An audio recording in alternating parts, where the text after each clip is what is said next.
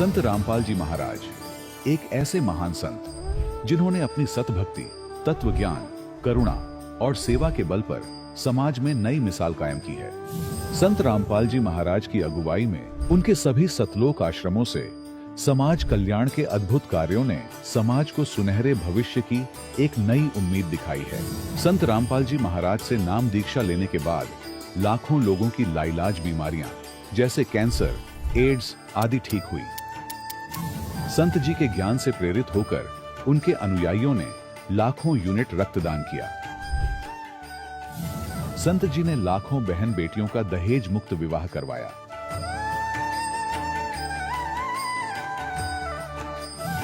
संत जी ने लाखों लोगों का नशा छुड़वाया, करोड़ों उजड़े परिवार बसे। संत जी के आश्रमों में समागम के दौरान निःशुल्क नेत्र चिकित्सा, दंत चिकित्सा प्रदान की जाती है। संत रामपाल जी महाराज द्वारा समय समय पर पर्यावरण संरक्षण के उद्देश्य से बड़े स्तर पर वृक्षारोपण किया जाता है। संत जी ने जरूरतमंदों को तत्काल राहत पहुंचाने के लिए एम्बुलेंस सेवा शुरू की। संत जी अपने अनुयायियों को देहदान के लिए प्रेरित करते हैं, जिससे मानवता की सेवा और चिकित्सा क्षेत्र में सुधार हो सके।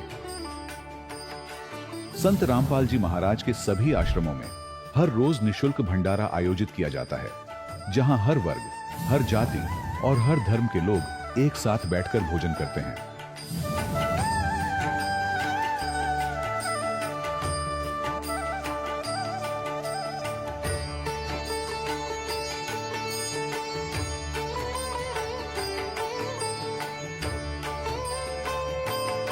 संत रामपाल जी महाराज के आश्रम में हजारों बुजुर्गों को सम्मान और प्यार के साथ जीवन जीने का अवसर मिलता है। उनके खाने, रहने और स्वास्थ्य की पूरी जिम्मेदारी संत रामपाल जी महाराज उठाते हैं। अनाथ बच्चों के लिए संत रामपाल जी महाराज के सभी आश्रम किसी वरदान से कम नहीं। यहाँ उन्हें शिक्षा, संस्कार और भविष्य के लिए बेहतर अवसर प्रदान किए जाते हैं। चाहे बाढ़ हो, भूकंप या महामारी, संत रामपाल जी महाराज और उनके अनुयायी हमेशा ही जरूरतमंदों के लिए सबसे आगे खड़े रहते हैं। कोविड महामारी के दौरान संत रामपाल जी महाराज के आश्रमों से करोड़ों लोगों के लिए भोजन, दवाइयां और जीवन रक्षक सामग्रियां उपलब्ध कराई गई। चाहे गरीब की मदद हो या किसी शोषित और पीड़ित वर्ग के हक और सम्मान की लड़ाई, संत रामपाल जी महाराज ने हमेशा ही उनकी दबी आवाज को सरकारों तक पहुंचाया है और उन्हें उचित न्याय दिलवाने में अहम भूमिका अदा की है। समाज में आध्यात्मिक और सामाजिक मूल्यों के प्रति जागरूकता लाने में संत रामपाल जी महाराज हर कदम पर मानवता के सच्चे सेवक साबित हुए हैं। संत रामपाल जी महाराज का जीवन हमें सिखाता है कि सच्ची सेवा वही है जो निस्वार्थ भाव से की जाए। आइए हम भी इस महान सेवा के कार्य में इस महान संत से जुड़ें और संत रामपाल जी महाराज से नाम दीक्षा लेकर अपने जीवन को धन्य बनाएं।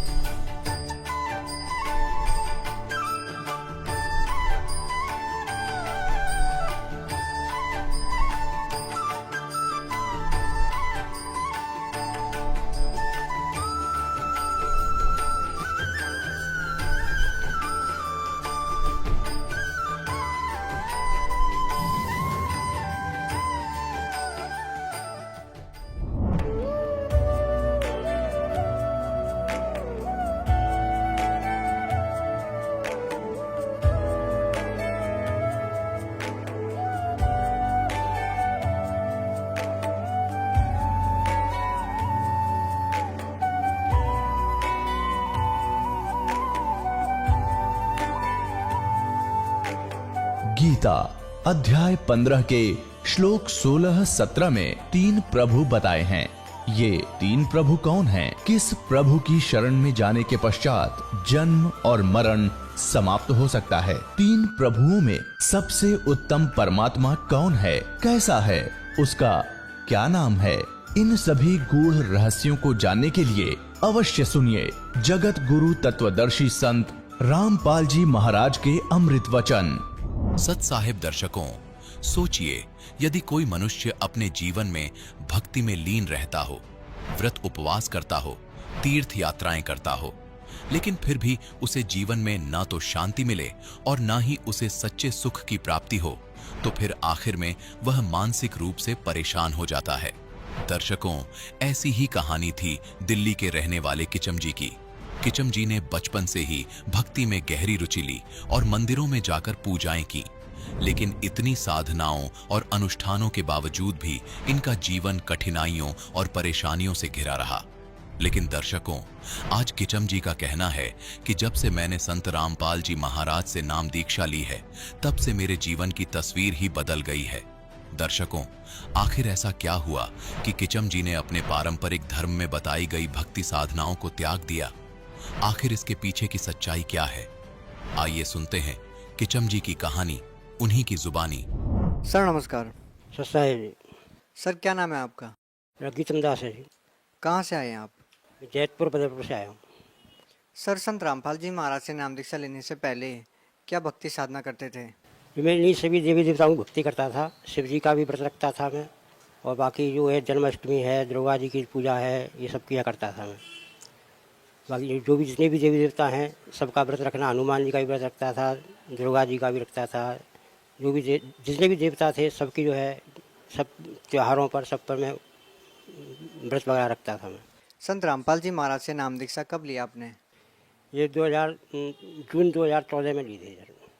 ये हमारे पड़ोसी हैं, उन्होंने नाम दीक्षा ले रखी थी। उनके यहाँ वो मेरे पास ज्ञान गंगा पुस्तक लेकर के आए थे, तो एक बार तो मैंने उनसे मना कर दिया, ये सब ऐसे ही हैं, कोई ज्ञान व्यान सब ऐसा ही, सबका ऐसा ही है। फिर कुछ दिन बाद एक साल के बाद फिर वो आए कि उनको कुछ लाभ देखे हमने, कुछ लाभ हो रहे थे। नहीं, वास्तव में इनको जो है गुरु सही हैं, इनको लाभ हो रहे हैं, तो एक बार चल के देखते ही हैं हम भी।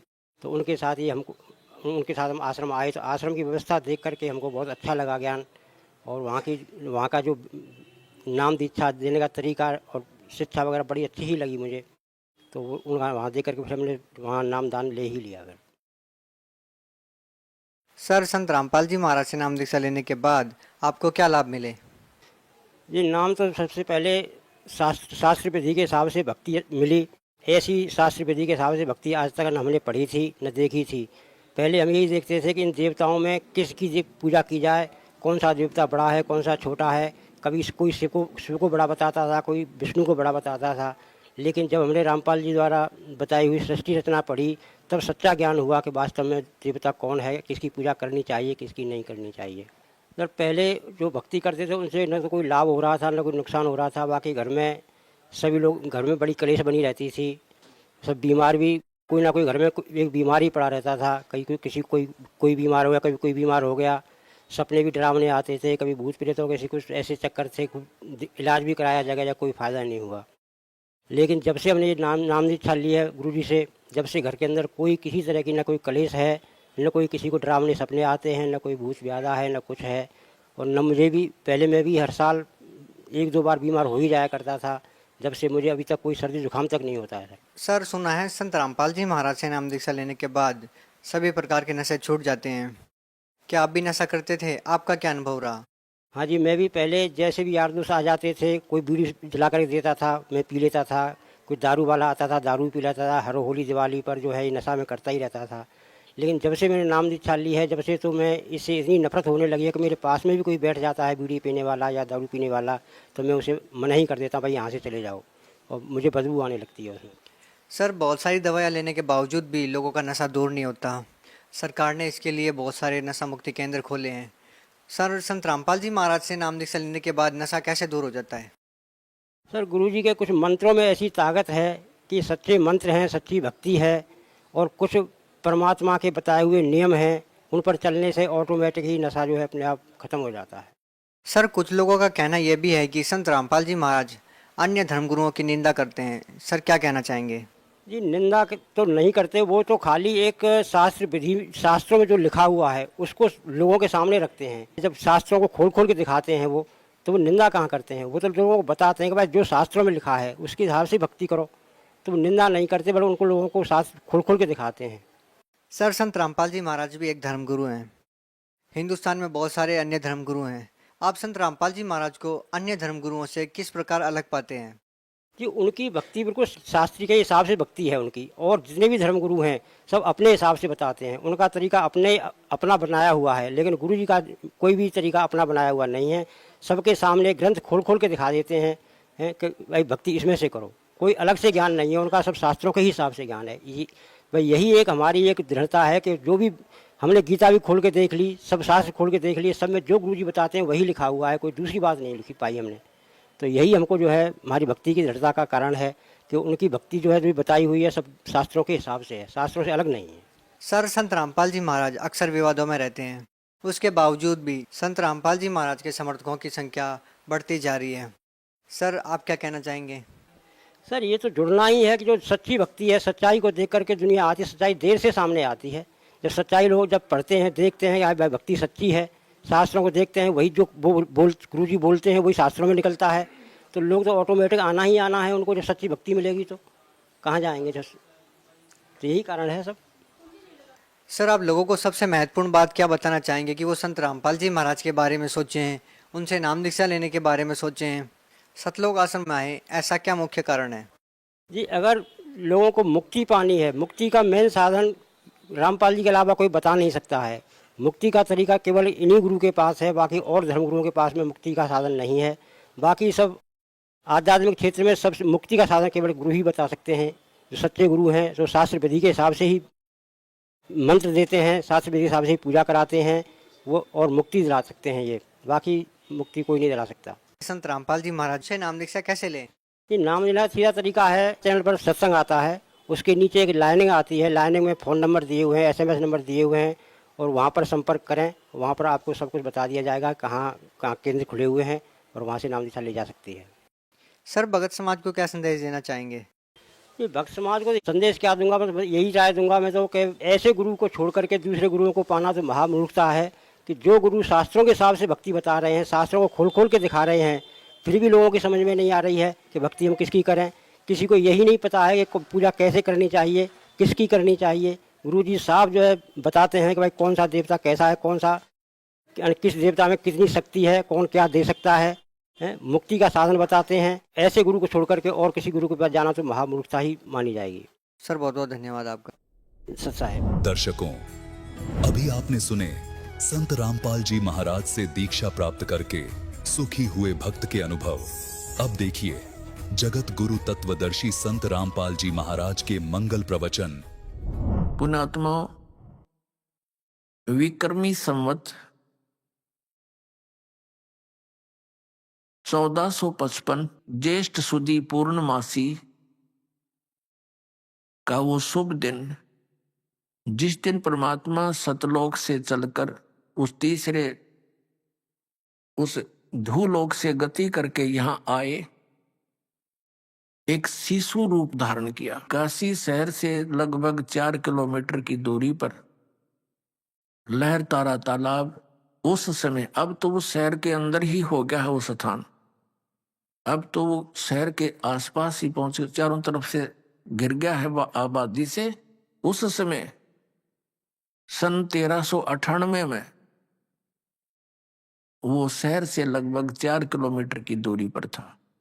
और वो तालाब कैसे बना हुआ था कि गंगा दरिया का जल वर्षा के दिनों में जो फुल स्विम पर उन दिनों दरियाएं चलती हैं, तो लहरों के द्वारा वो पानी घाटों पर से उछलकर, जहां गौ घाट होते थे उन पर से उछलकर एक बहुत बड़े सरोवर का, तालाब का रूप धारण किए हुए था। तो उसमें विकसित कमल के फूल के ऊपर परमात्मा सतलोक से चलकर आए। ऊपर से एक तेज का गोला सा आया। उसके प्रत्यक्ष दृष्टा कौन थे?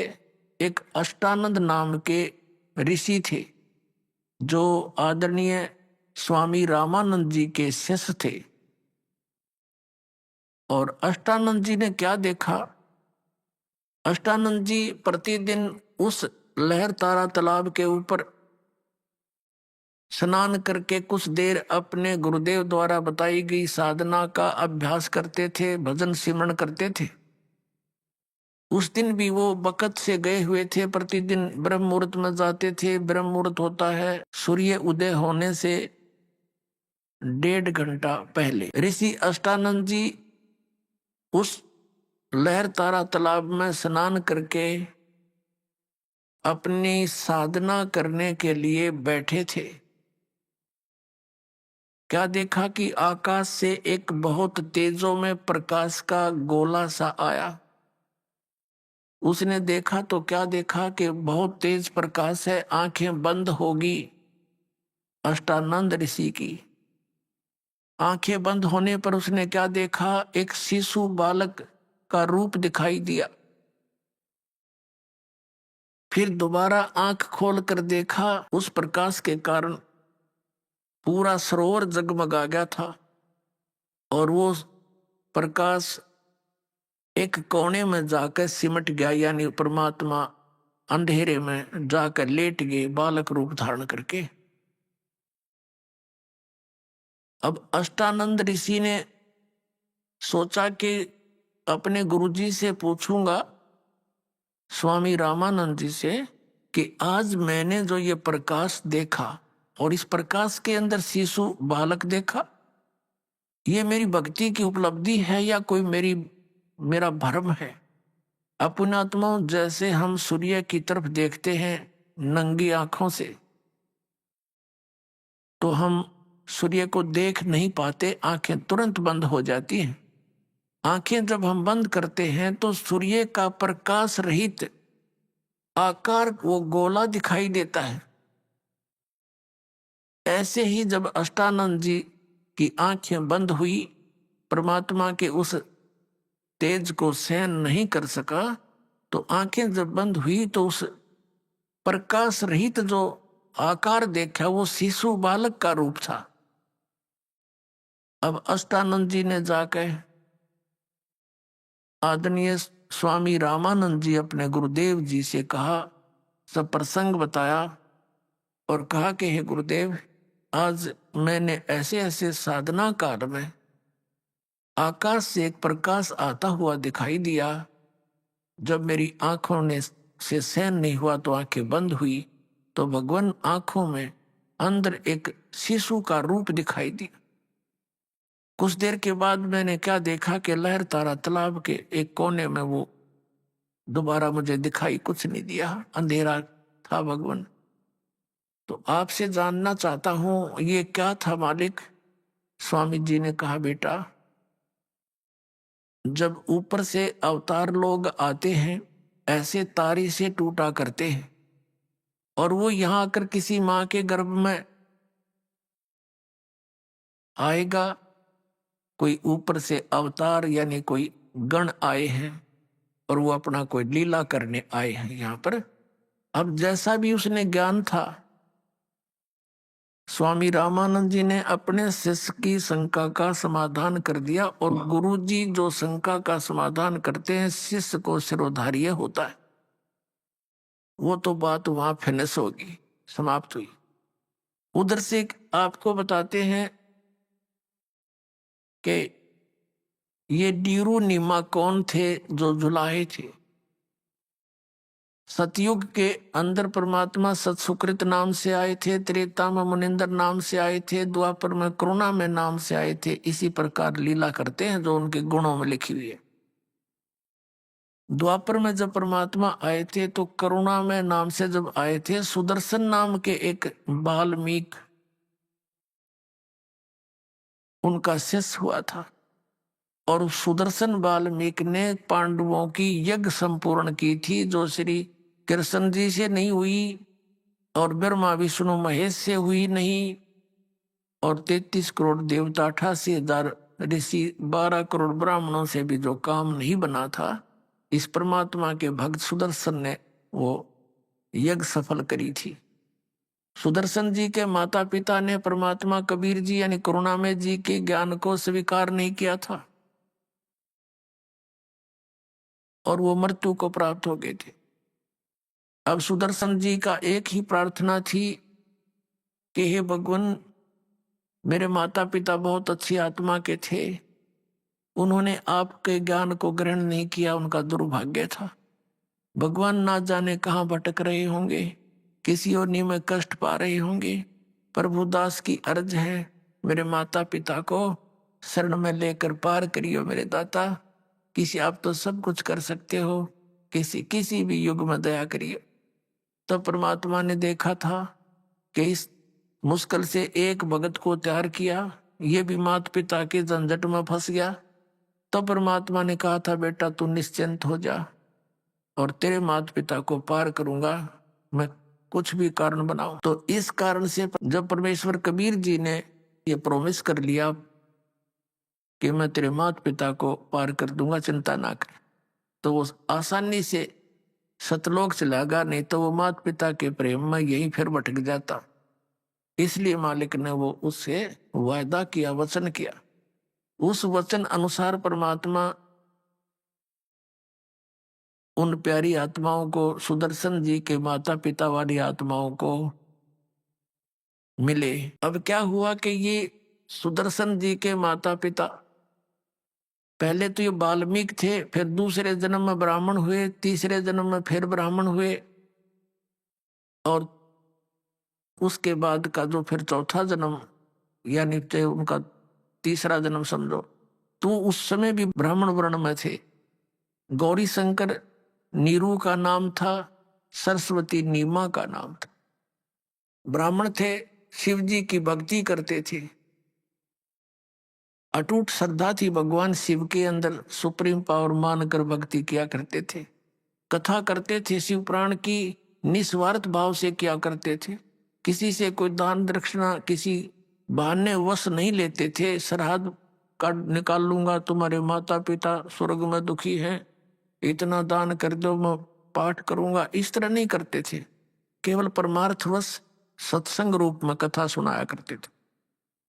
और जो भी पैसा आ जाता था दक्षिणा का, वो अपने रोजी रोटी निर्वाह के लिए रख लेते थे और शेष का भंडारा कर देते थे।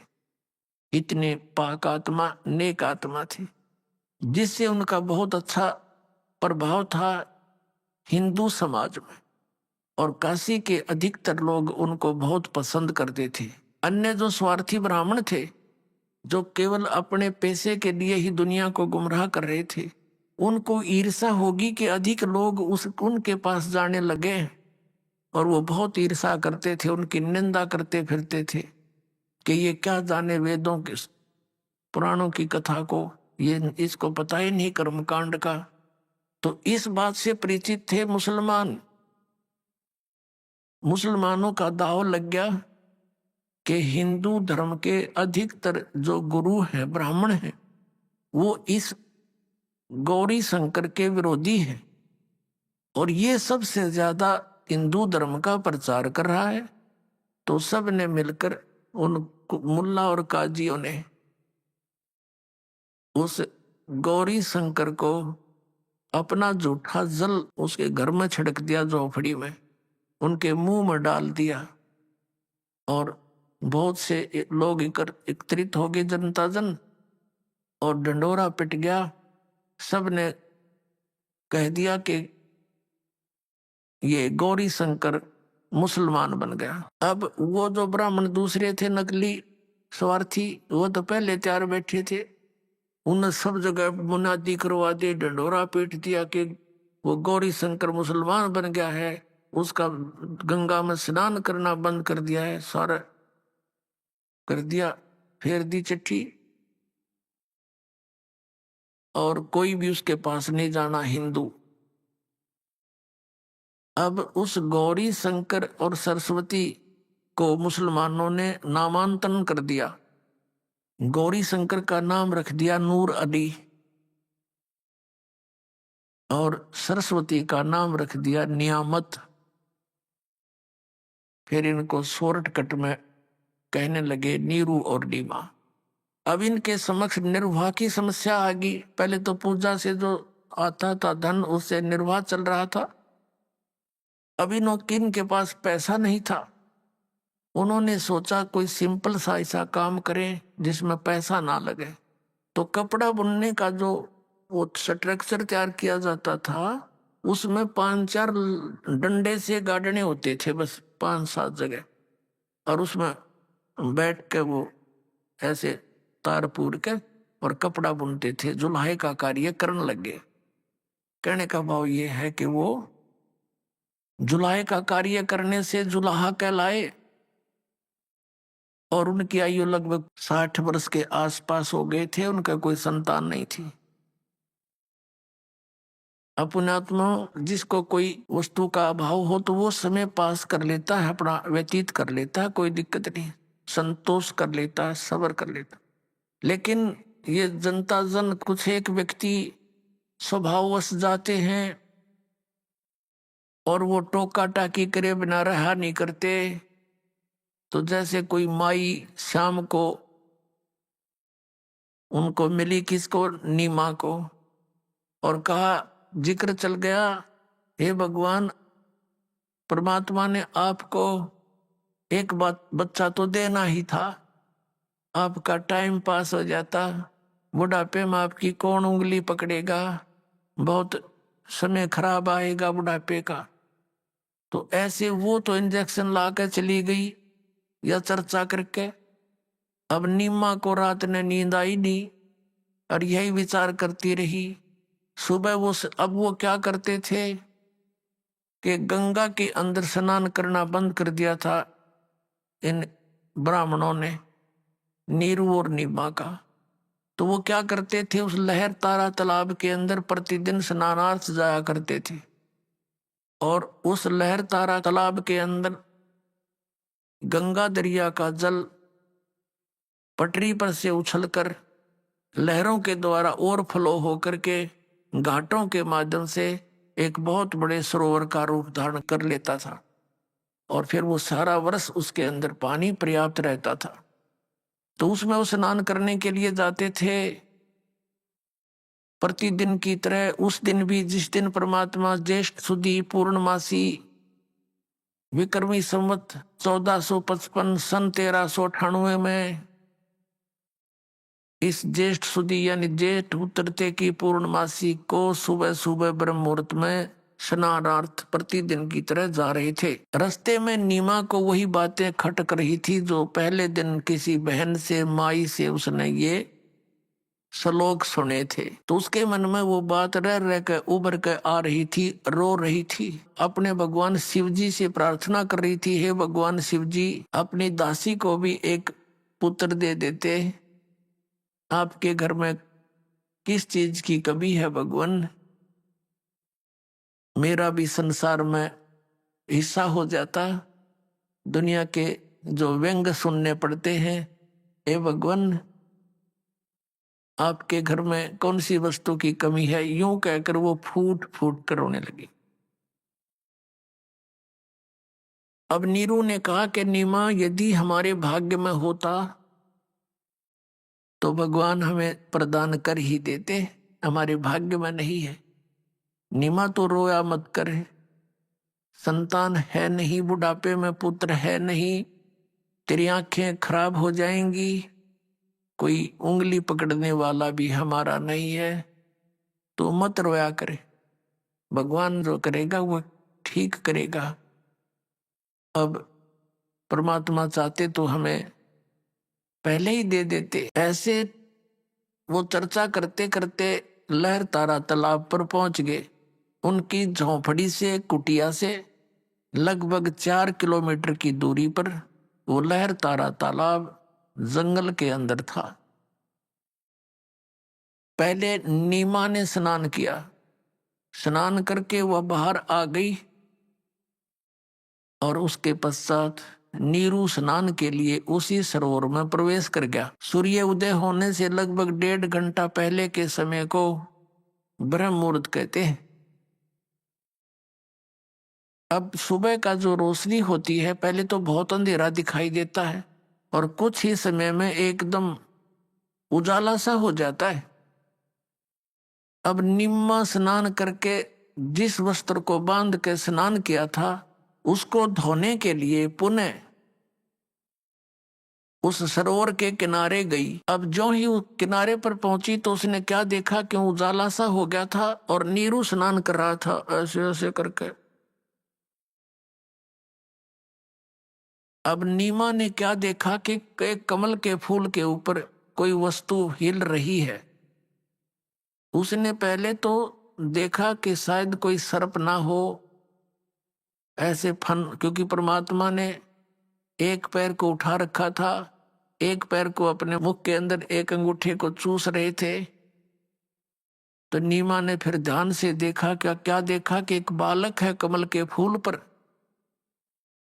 अब उसने अपने पति को कहा कि देखना जी, कमल के फूल पर बच्चा है, बालक है, देखियो ये डूबेगा डूबेगा, जल्दी उठाओ इसको।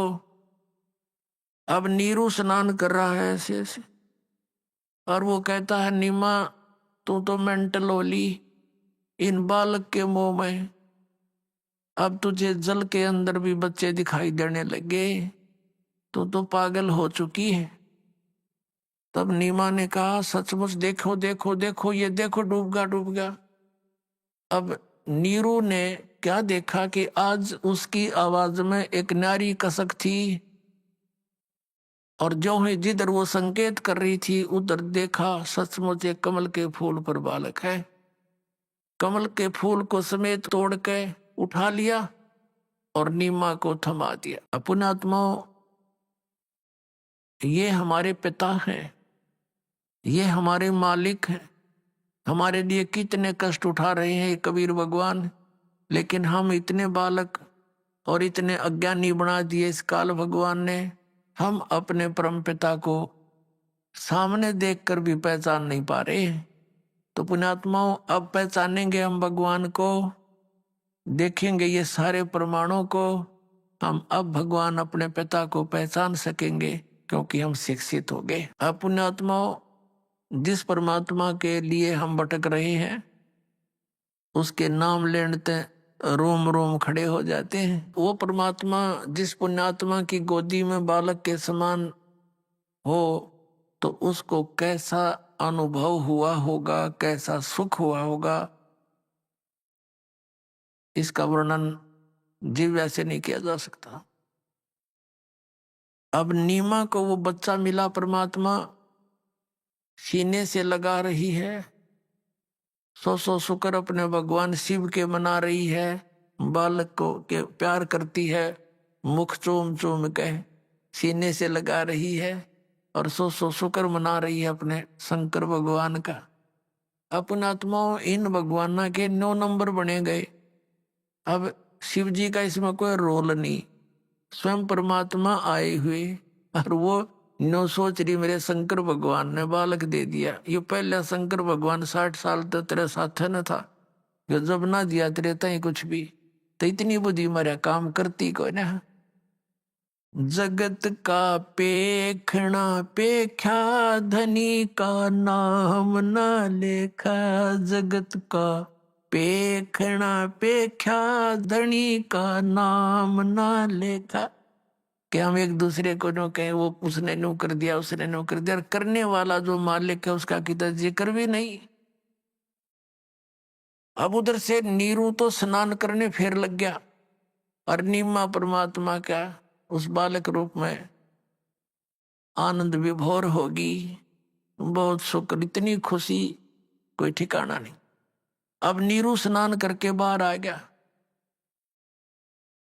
अब उसने के विचार लाया कि पहले तो हम हिंदू से मुसलमान बना दिए, हिंदुओं से हमारा लिंक नहीं, मुसलमानों में अभी जगह इतनी बनी नहीं कि हमारा कोई साथी हो जाए, और हम इस बालक को घर लेकर जाएंगे तो जनता के लोग पूछेंगे तुम कहां से लाए हो। हम बताएंगे कि ये कमल के फूल पर मिला, तो कोई नहीं माने। कमल के फूल पर बालक कैसे रुक सकता है? और क्या करेंगे, हमसे फिर मार मार के पूछेंगे, उलिया बिगाड़ेंगे, बच्चा छीन लेंगे, और हमें देश निकाला दे दिया जाएगा। सब विचार लगा करके अपनी पत्नी से कहा, नीमा से, कि नीमा इस बच्चे को यही रखते, इसी में हमारी खैर। सब बातों से परिचित कराया कि हमारे साथ ऐसा ऐसा हो सकता है। अब नीमा ने कहा कि देखो जी, इस बालक के साथ मैं देश निकाला ले लूंगी, मैं सब दुख सहन कर लूंगी, पर इस बालक ने ना जाने मेरे ऊपर के जादू कर दिया। अब इसके बिना मैं जी नहीं सकती, मैं तो इसको घर लेकर चलूंगी। अब नीरू ने कहा कि नीमा, तूने मेरी शराफत का नाजायज फायदा उठाया है। तेरी प्रत्येक बात का मैं समर्थन करता रहा आज तक, क्योंकि हमारा कोई संतान नहीं थी, और जो भी तू कहती थी मैं सब स्वीकार करता था, इसलिए कि कहीं इसकी आत्मा दुखी ना हो जाए। पहले बहुत दुखी है बच्चे के अभाव में, और जिस कारण से तू इतनी हठी हो गई है कि आज मेरी एक भी बात नहीं मान रही है। और रख दे इस बालक को, नहीं तो मैं तेरे थप्पड़ मारूं। पहली बार अपनी पत्नी की तरफ हाथ किया था उस पुण्यात्मा ने। उसी समय वो नवजात शिशु के रूप में नीमा की गोद में परमात्मा कबीर देव जी, कबीर साहब ने कहा कि नीरू अपने घर ले चलो, तुम्हें कोई आपत्ति नहीं आवेगी, मैं तुम्हारे लिए आया। अब वो घबरा गया कि नवजात बालक बोले, हे भगवान, ना मेरा कोई सिद्ध पुरुष आ गया हो, कोई फरिश्ता हो, कोई भूत प्रेत हो, डर गया हो। चुप करके आगे हो लिया कि इस बालक में कि मैं बोलता हो कोई ऊपरी चीज, तो चल पड़ा, घर ले आए। अब जनता के व्यक्ति ये तो पूछे कहाँ मिला, कि बता दे। नीमा कह दे कि ऐसे ऐसे कमल के फूल पर मिला हमें, तो इसका तो कोई ऑब्जेक्शन किसी ने करा नहीं। अपनी अटकल लाते रहे, कमल के फूल पर तो कहाँ होगा, कहीं कोई छोड़ गया होगा, ऐसे कर गया होगा, जैसे उनकी एक जीव बुद्धि की सोच थी। लेकिन फिर भी उस परमात्मा की सुंदर मूर्त को देखकर, उनके जो सुंदरता को देखकर अपनी अपनी अटकल लगा रहे हैं। कोई कहता ये तो विष्णु जैसा दिखाई देता है, जैसे साक्षात भगवान विष्णु ही आए हो। कोई कहता है तो शंकर भगवान का रूप है, कोई कहे तो इंद्र का स्वरूप है, कोई कहे कुबेर उतर गया पृथ्वी पर। इतना सुंदर बालक कदे देखा ना सुना। अपनात्मा परमात्मा कबीर जी के विषय में आदरणीय गरीबदास साहिब जी ने अपनी अमृतवाणी में कुछ बहुत ही एक आंखों देखा सत्य वर्णन किया है। थोड़ा सा यहाँ आदरणीय गरीबदास साहिब जी के विषय में आपको थोड़ा संकेत देंगे। अभी आपने पवित्र ऋग्वेद के अंदर पढ़ा कि वो परमात्मा सतलोक में रहता है, ध्रुवलोक के तीसरे पृष्ठ पर रहता है, और राजा के समान विराजमान है। वहां पर वो देखने जोगा दिखाई देता है। राजा जैसी गति में, यानी ओवरऑल कंट्रोलर, पूरे विश्व अनंत ब्रह्मांडों के स्वामी के रूप में राजा की तरह वहां विराजमान है, दिखाई देता है, और वहां से गति करके आता है, अपनी अच्छी आत्माओं को मिलता है। ये विधान है भगवान का। तो वो 3 स्थिति में होता है। एक स्थिति में तो वहां स्थिर है, सतलोक के अंदर मनुष्य जैसा शरीर है, 1 रोमकूप में करोड़ सूर्य मिला दे, करोड़ चंद्रमा, ऐसा उनके शरीर की शोभा है, इतना सुंदर शरीर है। और दूसरे रूप में वो शिशु रूप धारण करके आता है, और तीसरी स्थिति में एक साधु संत का रूप बना के जब चाहे किसी पुण्यात्मा को जाकर मिलते हैं, उनको ज्ञान सुनाते हैं, अपने सचखंड सतलोक को दिखाकर वापस छोड़ देते हैं, ताकि आने वाले समय में ये हमारे गवाह बन जावे, एफिडेविट दे कि कबीर इज गॉड। ऐसे ही सन 1518 में परमात्मा कबीर देव जी सह शरीर चले गए थे सचखंड में, सतलोक में, हजारों व्यक्तियों के सामने। और फिर सन 1727 में लगभग 210 वर्ष के बाद वो परमात्मा सचखंड से चलकर आए, और गांव छुडानी, जिला झज्जर, हरियाणा के अंदर आदरणीय गरीबदास साहिब जी जब 10 वर्ष के बालक थे, खेतों में, अपने ही खेतों में, क्योंकि ये जाट कौम में जन्मे थे, आदरणीय गरीबदास साहिब जी किसान थे, और अपनी ही बहुत सी गव्वें होती थी, साथ में कुछ किराए के पाली, और कुछ गांव वाले वैसे अपने इकट्ठे सामूहिक गव्वें रखते थे, चराते थे। अभी आपने सुने संत रामपाल जी महाराज के मंगल प्रवचन। आइए अब सुनते हैं संत रामपाल जी महाराज से नाम दीक्षा लेकर सतभक्ति करके अद्भुत लाभ प्राप्त करने वाले अनुयायी के विचार। दर्शकों, सोचिए क्या होगा जब कोई व्यक्ति अपने जीवन में पूरी श्रद्धा से सभी देवी देवताओं की भक्ति करता है, फिर भी उसे न तो मानसिक शांति प्राप्त होती है और न ही शारीरिक सुख। ऐसे में धीरे धीरे उसका भगवान पर से विश्वास डगमगाने लगता है और वह तनाव तथा नशे की गिरफ्त में फंसने लगता है।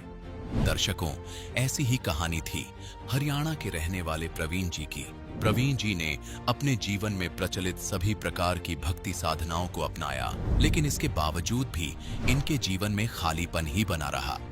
न तो इन्हें सुख की प्राप्ति हुई और न ही मानसिक शांति मिली, जिसके परिणाम स्वरूप प्रवीण जी तनाव और नशे की गिरफ्त में आ गए। लेकिन दर्शकों, आज प्रवीण जी का कहना है कि जब से मुझे संत रामपाल जी महाराज की शरण प्राप्त हुई है, तब से मेरा जीवन पूर्णतः बदल गया है। संत रामपाल जी महाराज द्वारा बताई गई शास्त्रानुकूल भक्ति साधना करने से न केवल मेरा नशा छूटा, बल्कि मेरे दुखों का भी अंत हुआ है। वह नशा जिसे छुड़वाने के लिए सरकारें बड़ी बड़ी संस्थाओं की मदद ले रही हैं, उस नशे को संत रामपाल जी महाराज ने कैसे छुड़वा दिया? आखिर क्या है इसके पीछे की सच्चाई? आइए सुनते हैं प्रवीण जी की कहानी, उन्हीं की जुबानी। सर नमस्कार। सत साहब। सर क्या नाम है आपका? मेरा नाम जी परवीन दास। सर कहाँ से आए आप? मैं गुड़गांव खांडसा से। सर क्या काम करते हैं आप? सर मैं जॉब करता हूँ एयरटेल में। संत रामपाल जी महाराज से नाम दीक्षा लेने से पहले आप क्या भक्ति साधना करते थे? सर संत रामपाल जी महाराज जी से दीक्षा लेने से पहले जो भी हिंदू समाज में साधनाएं होती है, जैसे कि पितर पूजना, अमावस काटना, ब्रह्मा विष्णु महेश की भक्ति नॉर्मल, खाटू श्याम जी के जाना, हनुमान जी का कावड़ लाना, सारी करते थे जी। सर उन साधनाओं को करने से आपको क्या अनुभव हुआ, क्या लाभ हुआ आपको? जी परमात्मा कहते हैं कि इनकी भक्ति करने से ना तो कोई लाभ होता है और ना कोई नुकसान होता है। जो कर्मों में लिखा होता है वही होता है। अब तक तो जब तक इनकी भक्ति करते थे, जब तक तो कोई दुख नहीं हुआ, ना कोई लाभ ही हुआ। जो कर्मों के अनुसार था वही मिलता रहा। सर संत रामपाल जी महाराज की शरण में कैसे आए आप? सर संत रामपाल जी महाराज की शरण में मैं ऐसे आया कि मेरे चाचा जी है सुंदरदास, तो उन्होंने सन 2004 से नाम ले रखा है, उनको सार नाम भी मिला हुआ है। तो वो ऐसे ही चर्चा करते रहते थे कि भाई ब्रह्मा विष्णु महेश के माता पिता कौन है, काल भगवान कौन है, किसकी भक्ति करने से पूर्ण मोक्ष होता है। तो उस टाइम पे मतलब ये पता चल गया था कि संत रामपाल जी महाराज कौन है, लेकिन ये नहीं पता था कि भाई क्या ज्ञान देते हैं, कैसे ज्ञान देते हैं। कोई मतलब रुचि नहीं थी इस चीज़ के बारे में। फिर घर में कभी भी कोई प्रोग्राम होता था या कोई भी किसी का शौक होता था, तो क्या होता था कि चाचा जी बैठ जाते थे और सारे जितने भी घर वाले थे चाचा जी पे पॉइंट से मारने लग जाते थे कि भाई ये संत रामपाल जी महाराज के शिष्य हैं, ये ना तो मावस काटते हैं और ना पितर पूजते हैं, ना ब्रह्मा विष्णु महेश की पूजा करते हैं, ऐसे कैसे संत हो गए। तो ये मैं बार बार सुनता रहता था। फिर एक बार क्या हुआ जी, मेरे फादर एक्सपायर हो गए थे, तो उनकी 13वीं थी। उस टाइम पे अचानक मेरी तबीयत इतनी ख़राब हो गई, तो पता नहीं क्या मन में आया, चाचा जी सत्संग सुन रहे थे फ़ोन में। तो मैंने कहा कि चाचा जी मेरे को फ़ोन दो, मैं सत्संग सुनूंगा। तो उन्होंने फ़ोन दे दिया मेरे को। तो जी मैं सत्संग सुनता सुनता और वहीं पे जो दरी बिछी होती है वहीं पे सो गया। सत्संग सुनता सुनता सो गया। तो सपने में मेरे को गुरुजी दिखाई दिए और गुरुजी सत्संग कर रहे हैं। बहुत बड़ा मतलब ऐसा खंडर सा है, उसमें सत्संग कर रहे हैं। तो मैं वहाँ पे बैठ गया सत्संग सुनने। जैसे ही बैठा है ऐसे ही 4-5 हट्टे कट्टे आदमी 7-7 फुट के आए और मेरे को उठा के ले गए, साइड में उठा के ले गए ऐसी जंगल सी जगह में। और वहाँ पे जाके मेरे को बोले, भाई यहाँ क्या करने आया है तू? तो मैंने बोला कि मैं सत्संग सुनने आया हूँ और क्या करने आया हूँ। तो बोला यहाँ सत्संग वत्संग नहीं सुनना और ऐसा कर हमारे साथ चल तू। मैं भाई कहाँ लेके जाओगे मेरे को? बोले भाई तूने बहुत जुर्म कर रखे है, तेरे को सज़ा देनी है। मैं भाई मैं सज़ा वज़ा नहीं चाहिए, मैं तो सत्संग सुनने आया हूँ, सिंपल सी बात है, मेरे को सत्संग सुनने दो। बोले भाई नहीं सुनने देंगे तेरे को, तेरे पास कोई कार्ड वगैरह है? मैं भाई कोई कार्ड नहीं है मेरे पास। तो भाई उन्होंने जैसे ही मेरे ऊपर हाथ उठाया तो मैंने गुरुजी का नाम लिया, बसंत रामपाल जी महाराज बचाओ। इतनी देर में संत रामपाल जी महाराज आए और मेरा हाथ पकड़ के खींच लिया। जैसे ही मेरा हाथ पकड़ के खींचा तो वो सारे भाग गए वहाँ से। तो गुरुजी ने मेरे को अपनी शरण में बैठाया, वहाँ पे सत्संग सुनाया। सत्संग सुनाने के बाद जी मैं सुबह उठा, मेरी आँख सुबह ही खुली। तो सुबह थोड़ी बहुत तबीयत में सुधार था। तो ऐसे ही 2-3 दिन सत्संग सुनता रहा, मेरी तबीयत मतलब थोड़ी सी ख़राब होती रही ज़्यादा, टाइफाइड हो गया मेरे को। तो मेरे को पता नहीं क्या आदत हो गई थी कि डेली मैं रात को सोता था तो सत्संग सुनता था। सत्संग सुनते सुनते मेरे को डेली गुरुजी दर्शन देते थे, डेली। तो मेरे को ये ज्ञान हो गया कि परमात्मा क्या ज्ञान देते हैं और कैसे ज्ञान देते हैं, लेकिन मैंने नाम नहीं लिया। और ऐसे ही मैं भाई नशा भी खूब करता था। अब जैसे कि अब हमारी यंग जनरेशन है तो यार दोस्तों के साथ घूमने फिरने चले जाते थे, नशा दारू वारू पीना, ऐपबाजी करना, आवारागर्दी करना, ये हमारा शौक़ हो गया था। और खूब बर्बादी कर ली, हर तरीके के शौक़ कर लिए, हर तरीके के पैसे की बर्बादी कर ली। बदनाम भी इतने हो गए कि पड़ोसी भी ये बोलने लग गए थे कि भाई इस बंदे के साथ बैठ मत जाइए, ये इतना मतलब बदमाश टाइप का लड़का है, इसके साथ दिख मत जाइए। इतना बदनाम हो गया था। फिर 2 साल बाद मम्मी बीमार हो गई अचानक। बीमार होने के बाद 1 महीने में ही एक्सपायर भी हो गई। फिर मम्मी के एक्सपायर होने के बाद मैं और मेरी 2 छोटी बहनें, छोटी पढ़ती थी वो, तो हमारे ऊपर अब ना तो मम्मी थे ना पापा थे। अचानक इतना दुख आ पड़ा कि ना तो कोई चाचा साथ देने वाला, ना कोई ताऊ साथ देने वाला, कोई किसी का नहीं होता। तो फिर परमात्मा का ऐसे ही ज्ञान सुनता रहा। ऑटो चलाता था, ऑटो में कभी परेशानी आ जाती थी, कभी ख़राब हो जाता था। इतने दुख पड़ गए एकदम से आके, जो साथ पीने वाले यार दोस्त थे वही खुद आके हाथ जोड़ के चले जाते थे कि भाई आज के बाद तेरे साथ नहीं पीनी। मैं इतना दुखी हो गया था। फिर एक दिन ऐसे ही सोच विचार कर रहा था, ऑटो में बैठा बैठा इतना दुखी हो गया था कि आत्महत्या करने का समय आ गया था कि भाई अब मरना है और कुछ नहीं है। फिर ऐसे ही बैठे बैठे संत रामपाल जी महाराज से हाथ जोड़ के प्रार्थना की कि महाराज ना तो मुझे ये पता है कि कैसे भक्ति करनी है, क्योंकि आज तक कोई भक्ति की नहीं, भक्ति करने की ज़रूरत ही नहीं पड़ी। आज तक बिना मांगे ही सब कुछ मिल जाता था माँ बाप के रहते रहते। अब माँ बाप नहीं है, हर चीज़ का अभाव हो गया, खाने के लाले बढ़े गए, घर में चून नहीं है, कुछ भी नहीं है। 2-2 दिन भूखे सो जाते थे। ऐसा नहीं चलता था कि भाई कहाँ से खाना आएगा, ये नहीं पता था। एक ऑटो था, ऑटो ले रखा था, 2 दिन चलाता था, 1000 रुपये कमाता था, 800 उसमें लग जाते थे, 200 बचते थे। उसका ये नहीं पता था आटा लाए, चून लाए, चीनी पत्ती लाए, क्या लाए। इतना परेशान हो गया था। हाथ जोड़ के संत रामपाल जी महाराज से प्रार्थना की, मालिक आप ही बुलाओ, कैसे बुलाओ, और आज के बाद ना तो नशा करना है ना कुछ भी करना है। उस दिन से ही 1 महीने तक खूब यार दोस्तों ने कहा कि भाई आजा पार्टी करते हैं, दारू पीते हैं, ये करते हैं। साथ बैठ गया लेकिन पीने की इच्छा नहीं हुई। खूब गालियाँ दी दोस्तों ने कि पहले इतना पीता था हमारे साथ, आज तू भगत बन गया, ये हो गया वो हो गया। अब मेरी इच्छा नहीं की पीने की। फिर अचानक से ही मैंने चाचा जी से पूछा भी चाचा जी सत्संग कब का है। चाचा जी ने बताया कि 2014 में अगस्त 8 तारीख का सत्संग था। 7 तारीख को मैंने पूछा था और फिर सुबह ही चाचा जी ने बोल दिया कि भाई 8 तारीख का सत्संग है आज का और चलो। सुबह 2 चक्कर ऑटो के मारे, 500 रुपये कमाए। 500 रुपये के अलावा 1 भी रुपये नहीं था जेब में। वो 500 रुपये कमाए। 500 रुपये कमा के सीधा चाचा के साथ बैग उठाया और आश्रम में गया तो इस वजह से था कि कुछ दुख कम हो जाएंगे, नाम लेके देख लेते हैं, कुछ फ़ायदा हुआ तो ठीक है, नहीं हुआ तो कौन सा पकड़ के बैठा लेंगे मेरे को आश्रम में। जितनी भक्ति होगी ठीक है, नहीं होगी कोई फ़ायदा नहीं होगा तो छोड़ दूंगा। ठेका कहाँ भाग के जा रहा है, यहीं ठेका, यहीं दारू है, यहीं यार दोस्त है, फिर कर लेंगे भाई, ये सोच के गया। अब वहाँ जाते ही, आश्रम में घुसते ही, अब वेशभूषा ऐसी थी आवारागर्दी में, बड़ी बड़ी दाढ़ी थी, बड़े बड़े बाल थे। आश्रम में जैसे इंटर हुआ भक्तों ने, अब वहाँ की पता नहीं था कि भक्त भाई कैसे है। भक्तों ने पूछा भाई वेशभूषा देख के कि भगत जी पहली बार आए हो? मैं हाँ जी पहली बार आया हूँ। बोला अच्छा। तो वहाँ से अंदर गया। अंदर जाने के बाद जितने भी भाई बहन थे वहाँ पे, ऐसा लगा कि बाहर का समाज और वहाँ आश्रम का समाज बिल्कुल अलग है। मतलब बाहर इतनी मारा मारी है, हाय हाय है। अंदर जाने के बाद ऐसा लगता ही नहीं है कि कोई किसी से बैर करता है, कोई किसी से दुश्मनी करता है। जिसने जो आपस में किसी को जानता भी नहीं है, आपस में इतना प्यार प्रेम भाव, हर किसी को भगत जी के आगे बुलाना। इस दास की औकात इतनी नहीं थी कि इसको कोई नाम से भी लेके बुलाए, और आश्रम में जाने के बाद भगत जी के आगे बुला रहे हैं। इतना बड़ा ओहदा मिल गया, जाने के बाद ही परमात्मा ने इतनी दया करी। फिर अंदर जाने के बाद सीधा जाके स्नान किया। स्नान करने के बाद डायरेक्ट जाके नामदान स्थल पे फार्म भरवाया। एक दोस्त और था साथ में, तो दोनों जाके नामदान का फार्म भरवाया।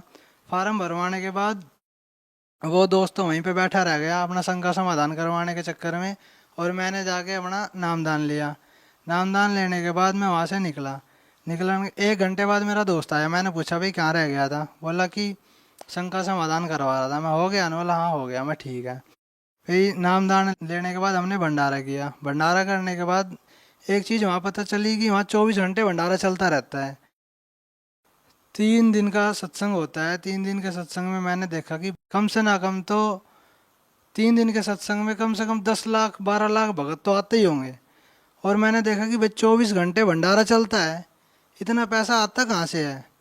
ये सब मालिक की दया है। मैंने वहाँ का भंडार घर भी देखा है। आप यकीन नहीं करोगे, 10-12 लाख आदमी का खाना और 24 घंटे बनाना, भैया डायरेक्ट सतलोक से ही आता है। यहाँ की कोई चीज़ नहीं है। वहाँ 24 घंटे तो चाय चलती रहती है। दूर दूर से भगत आते हैं, नेपाल से विदेश से भी भगत आते हैं। रुकने की सुविधा, कंबलों की, रिजाई की, खाने पीने की, सोने की, नहाने की, हर चीज़ की सुविधा वहाँ पे। मैंने औरों की, मेरी मम्मी जब एक्सपायर होने से पहले धन सतगुरु का नाम लिया था, तो वहाँ से वो नाम लेके आई, तो उन्होंने मेरे को बताया कि भाई धन सतगुरु के यहाँ पे 2-3 किलोमीटर में खूब आश्रम बड़ा है, और आश्रम के अंदर दुकानें लग रही है, चप्पल की, जूते की, कपड़े की, पैंट की, हर चीज़ पैसे में मिलती है। और गुरु जी के आश्रम में 1 रुपया खर्च करने की ज़रूरत नहीं है। 500 रुपये ले गया था, जितना ट्रेन में किराया लगता है। 75 रुपये की टिकट कटी थी, 75 आने की, 75 जाने की। 150 रुपये खर्च हुए, इसके अलावा कोई खर्च ही नहीं हुआ। मेरा पैसा 350 रुपये जेब में बचा के वापस ले आया। ना नामदान के कोई पैसे लगे, फ्री में नामदान मिला, प्रसाद मिला, जो बुक मिलती है। मेरे ख्याल से जो सामान उन्होंने मेरे को दिया वो 100, 150, 200 रुपये का सामान है, फ्री में दे दिया मेरे को। नामदान ही फ्री में दे दिया। सर, संत रामपाल जी महाराज से नाम उपदेश लेने के बाद आपको क्या लाभ मिला? संत रामपाल जी महाराज जी से दीक्षा लेने के बाद मेरे को सबसे पहला लाभ हुआ कि मेरे जितने भी बुरे कर्म थे, जितने भी नीच कर्म थे, सारे छूट गए। जैसे कि दारू पीना, आवारागर्दी करना, हम ऐसे ही मारा पीटी करने लग जाते थे, किसी रेडी वाले को परेशान कर देते, ये सारी चीज़ें छूट गई। ना किसी को सताना, अपने जितने भी भाई हैं, बुजुर्ग हैं, सबको आदर प्रेम भाव से बोलना। ये एक लाभ ये हुआ। दूसरा लाभ ये हुआ, काम करने का मन नहीं करता था बिल्कुल भी। पता नहीं क्या चक्कर था, किसी ने कुछ करवा रखा था, क्या था।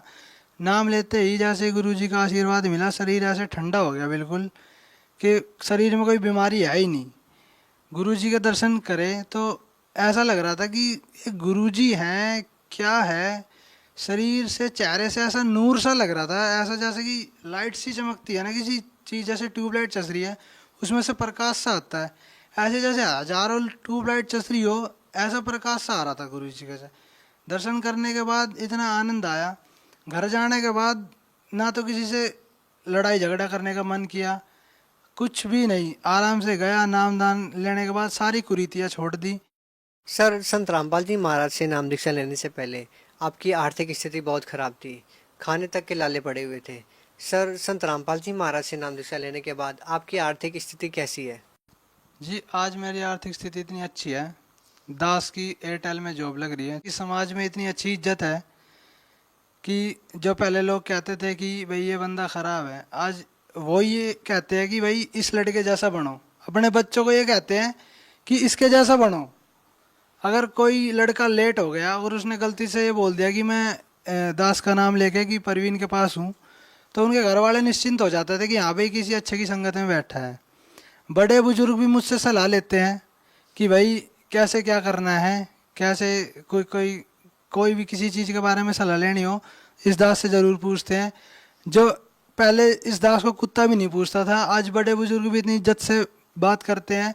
ये सारी संत रामपाल जी महाराज की शिक्षा दी हुई है हमें। जो हम उनके रास्ते पे चलते हैं, उनके रास्ते पे चलने से हमें इतना लाभ हुआ कि समाज में इज्जत बनी, हमें जो बुरी कुरीतियाँ थी उनको छोड़ने का मौका मिला। हमें आज तक ये नहीं पता था वेद, गीता, पुराण, कुरान क्या है, क्या बाइबल है। हमने आज तक ये नहीं देखा कि इनमें लिखा क्या हुआ है। आज इस दास को इतना ज्ञान हो गया कि वेदों में क्या लिखा हुआ है, गीता में क्या लिखा हुआ है, कुरान में क्या लिखा हुआ है, बाइबल में क्या लिखा हुआ है। दास को इतना ज्ञान हो गया कि अगर कोई पंडित भी चर्चा करे तो मालिक की दया से दास उसको जाने नहीं देगा कहीं भी। सर, लोग संत रामपाल जी महाराज से नाम दीक्षा क्यों ले?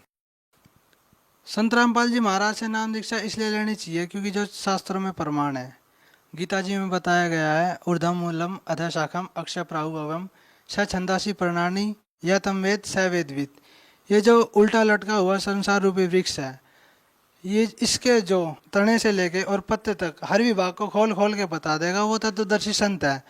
आज से 700 साल पहले कबीर जी भी बता के गए हैं, अक्षर पुरुष एक पेड़ है और सरपुरुषवा की डार और तीनों देवा शाखा है पात रूप संसार। और संत रामपाल जी महाराज तो कबीर साहब का पूर्ण अवतार है और वही ज्ञान वो दे रहे हैं जो कबीर साहब दे रहे थे। तो इससे बड़ा और प्रमाण क्या चाहिए? वेदों में जो प्रमाण है, शास्त्रों में जो प्रमाण है, उसी के आधार से संत रामपाल जी महाराज भक्ति बता रहे हैं और इससे ज़्यादा प्रमाण और क्या चाहिए हमें। सर, संत रामपाल जी महाराज के शिष्यों की संख्या लगातार बढ़ती जा रही है। सर, आपको कैसा लगता है? बहुत ही अच्छा लगता है कि हमारे भाई बहन हमारे गुरुजी के ज्ञान को समझ रहे हैं और हमारे परिवार में दोबारा एक हो रहे हैं, क्योंकि ये सतलोक से छूटा हुआ परिवार है। ये जितनी भी आत्माएं यहाँ आई हुई हैं सारी सतलोक से आई हुई है और यहाँ पे आके ये काल ने ऐसा वो कुरीति फैला रखी है, यहाँ पे इतने धर्म बना दिए, सारे भगवान को पाने में लगे हुए हैं लेकिन किसी को रास्ता नहीं मिला आज तक। मुसलमान कुरान को समझ नहीं पाए, ईसाई भाई अपने बाइबल को नहीं समझ पाए, हमारे हिंदू भाई वेदों और शास्त्रों को नहीं समझ पाए, हमारे सिख भाई गुरु ग्रंथ साहिब को नहीं समझ पाए। हमारे गुरुजी संत रामपाल जी महाराज यही खोल खोल के बता रहे हैं कि भाई अपने वेदों में, अपने शास्त्रों में, अपने ग्रंथ साहिब में, अपनी कुरान में, अपनी बाइबल में देखो क्या लिखा हुआ है। परमात्मा को तुम निराकार बता रहे हो, वेद साकार बता रहे हैं। अरे कुरान में लिखा हुआ है, बाइबल में लिखा हुआ है कि उस परमात्मा ने 6 दिन में सृष्टि रची और 7वें दिन अपने सदृश मनुष्य को बनाया, यानी कि जैसा परमात्मा खुद है ऐसा हमको बनाया है, तो हमारे जैसा ही है परमात्मा और कैसा है। सर, जैसा कि आपने बताया कि संत रामपाल जी महाराज से नाम दीक्षा लेने से पहले आपको नशे की बुरी लत लगी हुई थी। अब आपकी बातों को देख के लगता है कि संत रामपाल जी महाराज ने आपको गीता जी का, वेद, पुराण, बाइबिल सभी सदग्रंथों का बहुत गहन अध्ययन करवाया है। काफ़ी जागरूक लग रहे हैं आप सदग्रंथों को लेके, क्या कहना चाहेंगे? देखो जी, ग्रंथ ये हमारे एक परमात्मा के दिए हुए हैं जो इस लोक में हमें ये समझाने के लिए है कि भक्ति कैसे करनी चाहिए। और जैसे कि बच्चा किताबों को पढ़ सकता है, खाली समझ नहीं सकता, समझाएगा टीचर ही, ऐसे ही संत रामपाल जी महाराज हमें समझाने के लिए आए हैं कि वेदों में क्या लिखा हुआ है। हम पढ़ते तो थे आज तक लेकिन कुछ समझ में नहीं आता था, समझ में अब आया है कि क्या लिखा हुआ है। तो अब हमें ये समझ में आ गया कि हमने कैसे भक्ति करनी है और क्यों करनी है। हमें खाली यहाँ के सुख और सुविधाओं के लिए भक्ति नहीं करनी। सर, आप भगत समाज को क्या संदेश देना चाहते हैं? भगत समाज को ये संदेश देना चाहते हैं कि वेद और पुराणों के प्रमाण सहित ज्ञान को समझे और संत रामपाल जी महाराज की शरण में आके अपना मोक्ष कराएं और अपने परिवार का मोक्ष कराएं। सर, जो श्रद्धालु संत रामपाल जी महाराज से नाम दीक्षा लेना चाहते हैं वो संत रामपाल जी महाराज से कैसे जुड़ सकते हैं? उनसे यही निवेदन है कि संत रामपाल जी महाराज का सत्संग आता है शाम को, उस सत्संग को देखें और उसके नीचे जो एडवर्टाइजमेंट दी जाती है उसमें हमारे नंबर और हमारा पता दिया जाता है। अगर आपको ज्ञान गंगा पुस्तक मंगवानी है तो उस पर निःशुल्क कॉल करके अपना एड्रेस लिखवा के उस पर निःशुल्क ज्ञान गंगा पा सकते हैं। और उन नंबरों पे कांटेक्ट करके नामदान लेने के इच्छुक भगत नामदान ले सकते हैं। कोई भी शंका समाधान हो उस पर शंका समाधान का भी निवारण हो सकता है। सर, बहुत बहुत धन्यवाद। सत साहिब।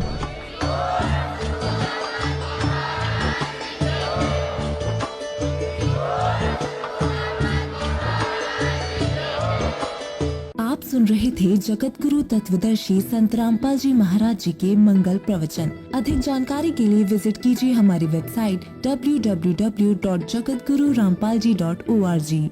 संत रामपाल जी महाराज जी के शुभ आशीर्वाद से पूरे विश्व भर में 500 से भी ज्यादा नाम दीक्षा केंद्र हैं, जिन पर संत रामपाल जी महाराज जी द्वारा ऑनलाइन निशुल्क नाम दीक्षा दी जा रही है। अपने नजदीकी नाम दीक्षा केंद्र का पता करने के लिए संपर्क करें 8222880541।